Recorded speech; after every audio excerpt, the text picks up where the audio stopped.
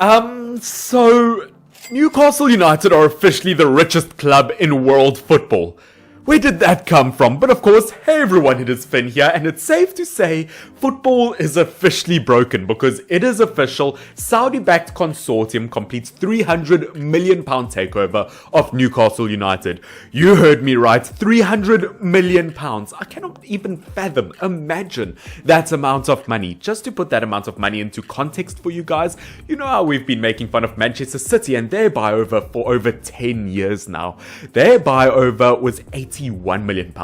This is 3 to 4 times more than that. The brand new owner of Newcastle United is richer than the current top 10 richest managers in world football combined. As I said, this is insane. I cannot even fathom that amount of money. £300 million will change Newcastle United. Newcastle United have just gone from 19th place on the Premier League table to possible title contenders. As I said, I've got no idea how that happened. Obviously, this has been in the works for about 1.5 to 2 years now, where Newcastle United have been in talks with the Saudi Arabian company, and 18 months later, it has officially happened. It is so bizarre. I'll never forget last year, Newcastle United signed the likes of Callum Wilson and Ryan Fraser, and I thought that was groundbreaking for them, that would really help them boot up. Little did I know, 1.5 years later they would be able to afford 3 Kylian Mbappes. No idea how that's happened. Newcastle United, I swear, if you win a title before Manchester United,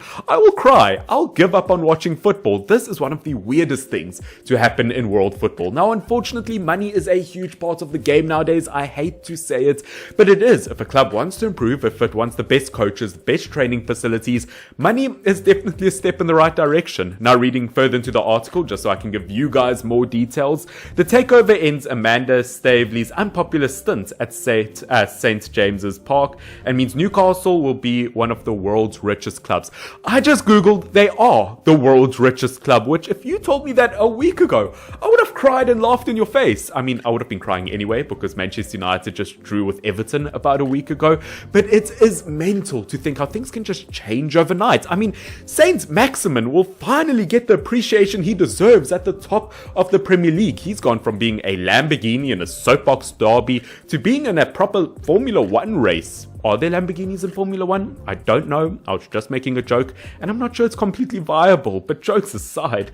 I mean, London, a Saudi Arabian backed consortium, completed its purchase of Premier League club Newcastle United on Thursday as a long-running takeover saga is finally reached. As I said, this has been about 1.5 years in the making. As I said, I'm upset. As a United fan, it took us about 2 years to 3 years to get Jadon Sancho, and about half that time, Newcastle United has totally changed their club. Let's not forget, Newcastle United used to be a great club in the Premier League. They used to have some of the best players in the entire world, with the likes of Kluivert, with the likes of Shearer. They had the likes of Owen.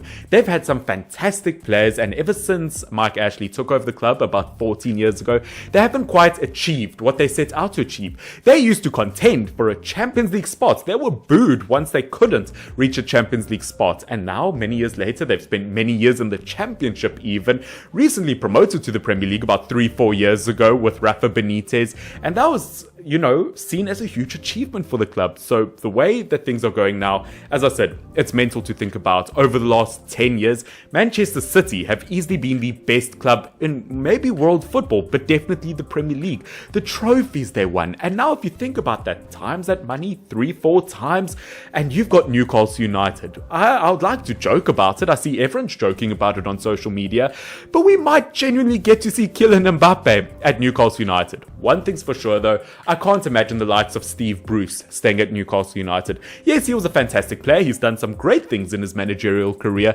but obviously 19th place in the Premier League at the moment. I feel like if you are the best club in the world, you can't have Steve Bruce. If you've got so much money, if you are literally the richest club in the world, you can get absolutely any manager you want. Don't forget, Zinedine Zidane is without a job, Antonio Conte is without a job. I obviously see that Newcastle United are linked with the likes of Eddie Howe, which, I mean, if you've got a manager manager like Zinedine Zidane, who won 3 Champions Leagues in a row with Real Madrid, I can't see why you would want to go to Bournemouth relegated Eddie Howe. Nothing bad against Eddie Howe, I just feel like Newcastle United should strive for a bit better. But what a time to be a Newcastle United fan. I cannot even imagine how excited Newcastle United fans must be. I mean, about 4 weeks ago, you lost 4-1 to Manchester United. Over the last month, or I don't think, as I said, you're currently 19th on the Premier League table. You are struggling to get wins, and somehow you're still title contenders. Football is a bizarre thing, that's for sure.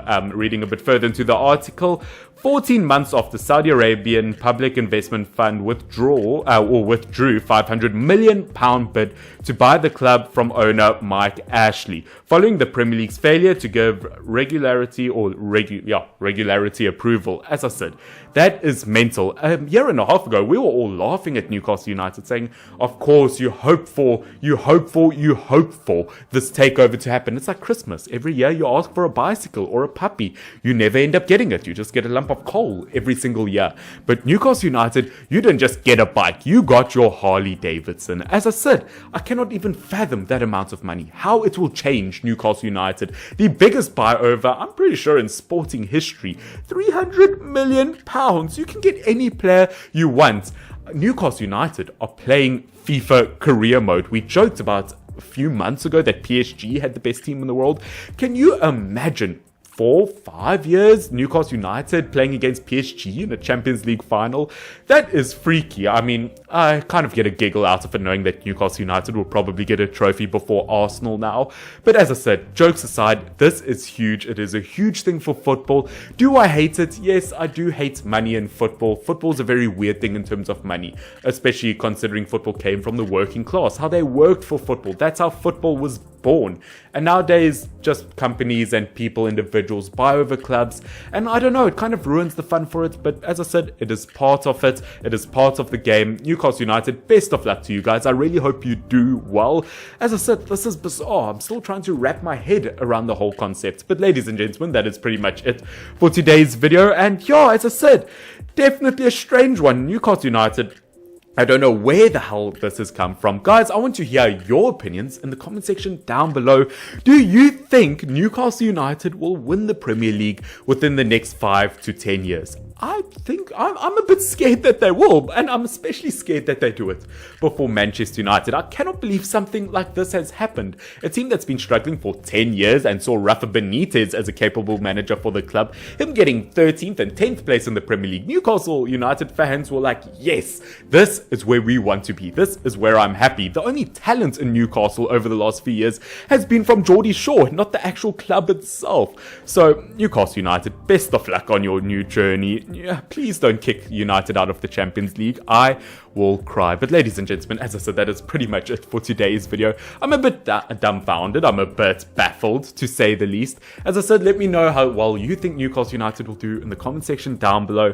I've got no idea. I've got no words to talk about this. Newcastle United could be a serious title contender if they end up buying the right players. Look, obviously, I don't know if players are immediately going to rush to the club. Obviously, players still have to decide whether they want to go. They might want to wait a few years to see if Newcastle United are improving, because throwing money doesn't always help. But if Newcastle United follow the same recipe and the same blueprint Man City used in terms of improving their training, improving their coaches, getting a world-class manager, then yeah, Newcastle United, if you follow that blueprint, you could be wildly successful. But ladies and gentlemen, I hope you have enjoyed this video. What a weird time to be a football fan. Make sure that you do subscribe down below if you want to catch more of my content in the future. Obviously, I'm so close to 1,700 subscribers. The goal is 2,000 before the end of the year, so I would really appreciate getting at least close to that. And obviously, hit the like button down below. Can we get 300 million likes? Obviously not. I would be quite happy with 15 likes on today's video. But guys, I hope you have a good one. Gone from Callum Wilson to killing Mbappe. How?